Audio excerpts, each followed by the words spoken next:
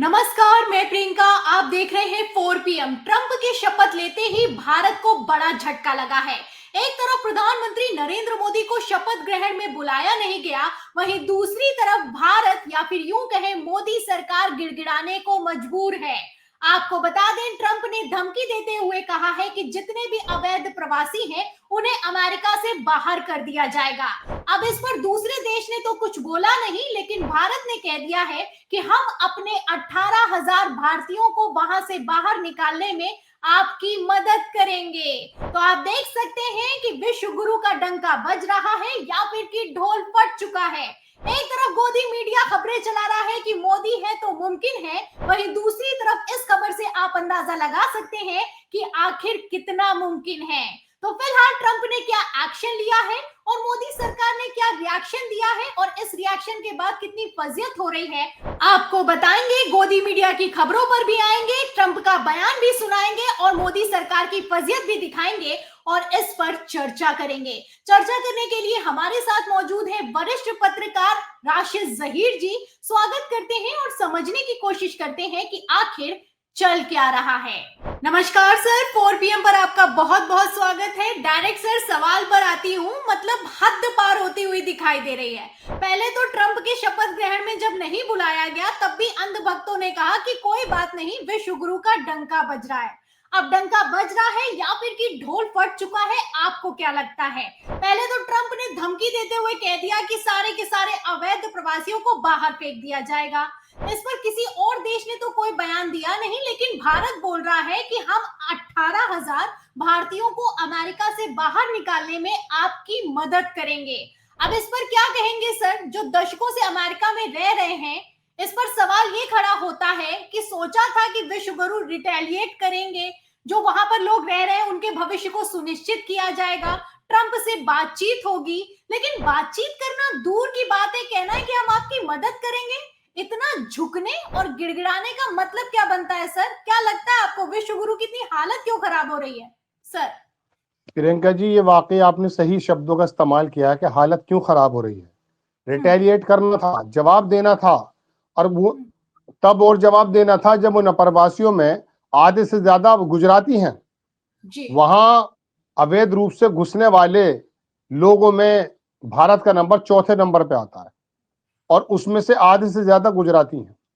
तो कम से कम आप देशवासियों के लिए ना सही, लेकिन जिस गुजरात से आप आते हैं उन लोगों के लिए बोल जाते हैं। लेकिन रिटेलिएट करने की बात तो दूर है, बाकायदा वो लिस्ट पूरी की पूरी 18,000 टोटल मिला के तो 7,25,000 है प्रियंका। और जी जी दूसरी जी। बात यह है कि ट्रंप जब पिछले कार्यकाल में था, हम अपने दर्शकों को याद दिला दें कि कोविड के समय उसको एक दवाई की जरूरत पड़ी थी। हिंदुस्तान का कोई सा भी अखबार बड़ा उठाकर देखें, उसने दवाई मांगी नहीं थी। उसने धमकी के रूप में हमसे कहा था कि ये वाली दवाई चाहिए वरना मैं रिटेलिएट करूंगा। आपने जो रिटेलिएट का शब्द इस्तेमाल किया, मुझे वो वाली बात याद आ गई अचानक। वो दवाई भिखारी की तरह नहीं मांग रहा था, वो दरोगा की तरह हुक्म चला रहा था और हमने उसको दी। और अब आकर के तो बात उस पर हो गई जिनके बारे में पूरा डायस्पोरा, जब मोदी जी वहां जाते थे या जाते हैं, उनको मैनेज किया जाता है, उनको बुलाया जाता है, वो मोदी मोदी के नारे लगाए जाते हैं। कम से कम उनके बारे में दो शब्द बोल देने चाहिए थे।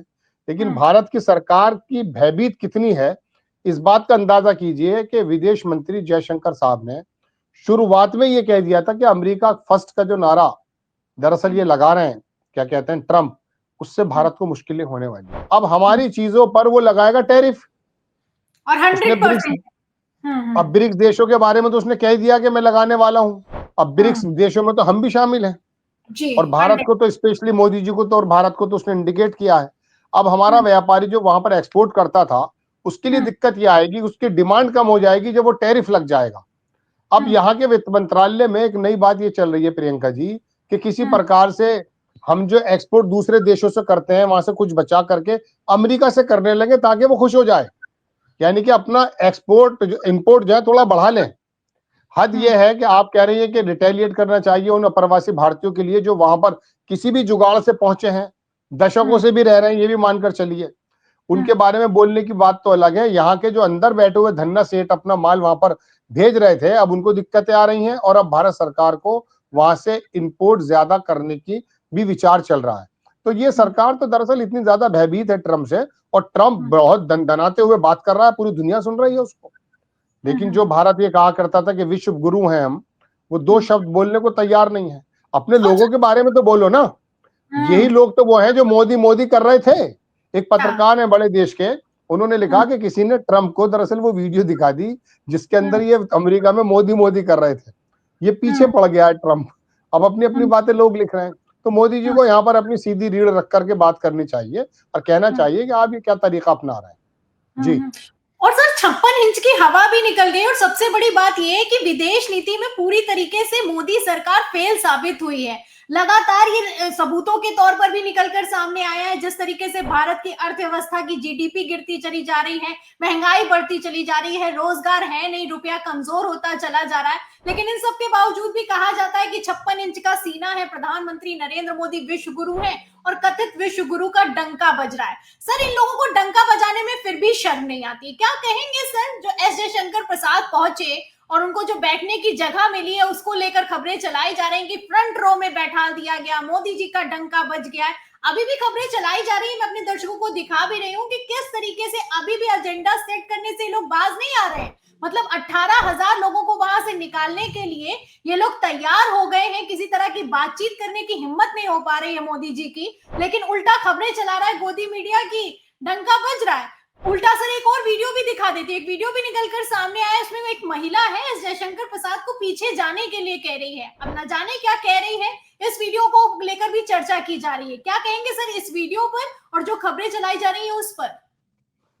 देखिए प्रियंका जी, बात यह है कि वहां पर विदेश मंत्री को बुलाया तो गया नहीं था, ये भी मैं आपको बता दूं। दरअसल दूतावास जितने भी हैं सबको दूतावास को इनविटेशन दिया जाता है। वहां एक कमेटी होती है अलग। किसी भी राष्ट्राध्यक्ष को बुलाने का अधिकार जो है वो सिर्फ राष्ट्रपति को होता है। बाकी 3 वहां के जो सीनेट है और कांग्रेस है, वहां के 3-3 मेंबर्स होते हैं, 6 मेंबर्स होते हैं, वो ये तय करते हैं कि दूतावास को दे दी जाए। अब दूतावास चूंकि एक्सटर्नल मिनिस्ट्री से कंसर्न रहता है, इस वजह से वहां विदेश मंत्री जाते हैं बाज मर्तबा। हमारे तो विदेश मंत्री को जाना भी नहीं चाहिए था, क्योंकि वो दूतावास का निमंत्रण था। दूतावास का निमंत्रण विदेश मंत्रालय को ही माना जाता है, इसमें भी कोई दो राय नहीं है। लेकिन आपको तो नहीं बनाया उन्होंने चीफ गेस्ट। वहां चाइना से जो भेजा है उसने अभी शी जिनपिंग ने, उसको चीफ गेस्ट बनाया गया है। आप आगे वाली सीट पर बैठे हैं, वहां तो 10 लाख डॉलर देके मैं भी बैठ जाऊंगा, उसमें क्या दिक्कत पड़ी है बताइए। 2,20,000 आदमियों को उन्होंने बुलाया है। $1 मिलियन अगर दूंगा तो मैं भी बैठ जाऊंगा आगे सीट पर।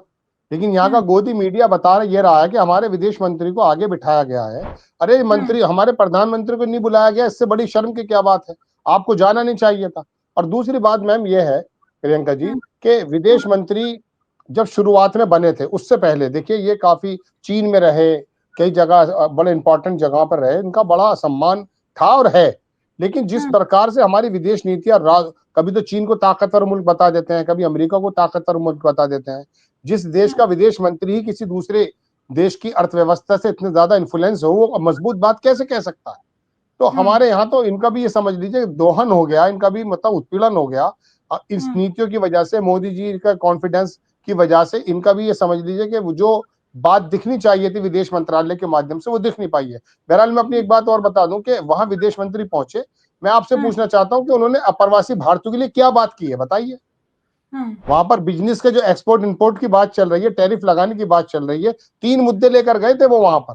मुलाकात की तो बात चलिए थी, जो भी थी वहां पर जाना भी था, लेकिन आप 3 मुद्दे लेकर के गए थे, उनमें आपने क्या शब्द इस्तेमाल किए? वो आकर के देखिए शपथ लेते के साथ ही बोल रहा है कि मैं बाहर निकाल कर फेंक दूंगा। हमारा विदेश मंत्रालय से लेकर प्रधानमंत्री कार्यालय तक कोई बोलने को तैयार नहीं है। और देश, सबसे बड़ी दिक्कत तो यह है कि देश के किसी व्यक्ति को दिक्कत महसूस नहीं हो रही है। हमारी कहां कहां छींचा लेदर हो रही है। अगर कोई बताने वाला हम जैसा यूट्यूबर या पत्रकार आ जाता है तो हमें भी एंटी नेशनल के समझने लगते हैं। दिक्कत हमारे साथ बड़ी भारी है। भाई भारत तो हमारा भी इतना ही जितना आपका। अगर कहीं इसकी कोई इंसल्ट हो रही है, कहीं इसका कोई वजन गिर रहा है, तो वो एक भारतीय के नाते मेरा गिर रहा है ना। अब हम अगर बोलने लगते हैं तो दिक्कत पैदा होती है। अब विदेश मंत्रालय ने क्या भत पिटवाई है बताइए, तो पाकिस्तान का भी बंदा गया वहां, कोई नई बात है क्या? आपने ढिंडोरा पीट कर रख दिया है। बिल्कुल सही कही बात आपने सर, जिस तरीके से लोगों को फर्क नहीं पड़ रहा, और इसमें फर्क ना पड़ने में सबसे बड़ा अगर योगदान देखा जाए तो प्रधानमंत्री नरेंद्र मोदी या फिर की मोदी सरकार के बाद गोदी मीडिया का है। सर गोदी मीडिया जैसी खबरें चला रहा है ना, जैसे आंख में धूल झोंकने का काम कर रहा है। वही अंधभक्त भी समझ रहे हैं कि वही चल रहा है, विश्वगुरु का डंका बज रहा है। अभी देखिए सर, अंजना ओम कश्यप, आखिरी सवाल लूंगी सर आपसे ये कि अंजना ओम कश्यप वहां पे पहुंची हुई है। मैडम का कहना है कि अभी प्रधानमंत्री नरेंद्र मोदी को भले ही नहीं बुलाया, लेकिन बाद में बुलाया जाएगा और ट्रंप अलग से उनको बुलाएंगे, क्योंकि अभी बहुत भीड़ भाड़ है, इसलिए हमारे देश के प्रधानमंत्री नहीं आए हैं। बाद में उनको अलग से बुलाया जाएगा, कार्यक्रम होगा। अब सर, इस छीछा लेदर वाली पत्रकारिता पर क्या कहेंगे? कैसे भद्द पिटवा कर रख दी है, इतनी बेशर्मी सवार है, शर्म तो आ नहीं रही। उसके बावजूद सवाल करने के बजाय इस तरीके से प्रधानमंत्री नरेंद्र मोदी को कवर अप किया जा रहा है। इस पत्रकारिता पर क्या कहेंगे? क्योंकि यही एक वजह है जिसके चलते लोगों को समझ में नहीं आ रहा, जिसको लग रहा है कि अरे महंगाई बहुत अच्छी बात है, डंका तो बज रहा है। सर, अंजना ओम कश्यप जिस वक्त ये बात कह रही थी, उसी समय ये ट्रम्प का बयान चल रहा था प्रियंका, कि ब्रिक्स पर वो टैरिफ लगाने जा रहे हैं और ब्रिक्स के अंदर भारत भी है। बल्कि हमने प्रोग्राम भी बनाया था इस बात को लेकर के। वो जिस तरह से अपनी झेप मिटा रही थी, क्योंकि कपड़े वगैरह सिल गए थे, टिकट वगैरह हो गया था। अब पापा जी को निमंत्रण नहीं मिला, तो वो बोले क्या करें, टिकट रिफंडेबल होगा नहीं, तो वहां चली गई। फिर वो वहां जाकर के उन्होंने अंदर तो घुसने दिया नहीं, बाहर ही जाकर के उन्होंने लोगों को पकड़कर बात करनी शुरू कर दी, बुलाएंगे बुलाएंगे। अरे बुलाएंगे, इस बारे में जिक्र क्यों कर रहे हैं आप? हमारे प्रधानमंत्री की इंसल्ट क्यों कर रहे हैं? एक बात मैं आपको और बता दूं, मैंने पिछले प्रोग्राम में भी कही कि अमेरिका के अखबार में परसों तरसों छापा गया प्रियंका, कि किन किन लोगों को नहीं बुलाया गया, उनके सबके जिक्र किए गए। उसमें यूएनओ के भी सरबराह थे और बाकी बहुत सारे इंपॉर्टेंट लोग थे। उसमें मोदी जी का जिक्र भी नहीं था। यानी कि उन्होंने इस बात का भी जिक्र करने लायक नहीं समझा कि हमने बुलाया नहीं, उन्हें पता ही नहीं, वो हमें इस दर्जा रखते ही नहीं है।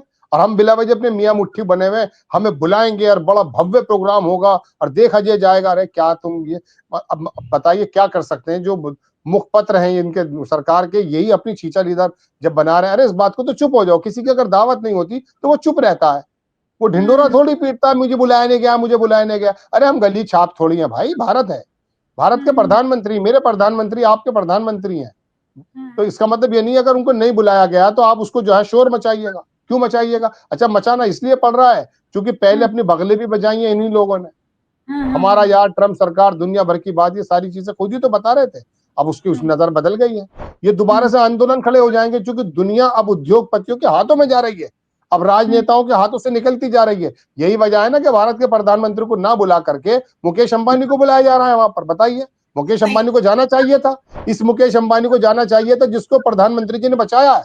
एलन मस्क जब यहाँ टेस्ला लेकर आ रहा था, स्टारलिंक लेकर आ रहा था, तो जियो को बचाने के चक्कर में तो प्रधानमंत्री ने उसको आने नहीं दिया, और आप फटाक से कूद के वहां चले गए। जी बिल्कुल सही बात है सर, और जो कुछ भी हो रहा है साफ दिखाई दे रहा है। लेकिन फिर भी जो गोदी मीडिया है, अभी भी मोदी है तो मुमकिन है कि नारे लगाए पड़ा हुआ है, भद्द पिटवाए पड़ा हुआ है। बहुत बहुत शुक्रिया सर, आपने हमें समय दिया, बातचीत की, सवालों के जवाब दिए, बहुत बहुत धन्यवाद आपका। तो ये थे हमारे साथ में वरिष्ठ पत्रकार राशिद जहीर जी। आपने देखा कि किस तरीके से एक एक सवाल का सटीक जवाब दिया है और मोदी सरकार की कितनी हालत खराब हो चुकी है, ट्रंप सरकार के सामने बखिया उधेड़ कर रख दी है। आप देख सकते हैं कि गोदी मीडिया अभी भी खबरें चला रहा है कि मोदी का डंका बज रहा है, जयशंकर प्रसाद को चीफ गेस्ट बनाया गया है। लेकिन कितना चीफ गेस्ट बनाया गया है वो खबरें अपने आप में साफ करती हुई नजर आ रही हैं। फिलहाल इस पूरी खबर पर, प्रधानमंत्री नरेंद्र मोदी के एक तरीके से गिड़गिड़ाने पर और मोदी सरकार के झुकने पर आपको क्या लगता है? क्या भारत की स्थिति अब पहले की अपेक्षा बद से बदतर हो गई है? तो इस पूरी खबर पर, भारतीय जनता पार्टी की हालत पर आपको क्या लगता है? आपकी क्या राय है? विश्व गुरु का डंका कितना बज रहा है? इस पर आप जो भी सोचते हैं, इस चर्चा पर आपकी जो भी राय है, हमें कमेंट बॉक्स में जरूर लिखें। वीडियो को ज्यादा से ज्यादा शेयर करें ताकि सच्चाई दूसरों तक पहुंच सके। हमारे चैनल को लाइक करें, सब्सक्राइब करें, ज्वाइन करें। फिर मिलती हूँ अगली खबर के साथ, अगली चर्चा के साथ। तब तक के लिए धन्यवाद।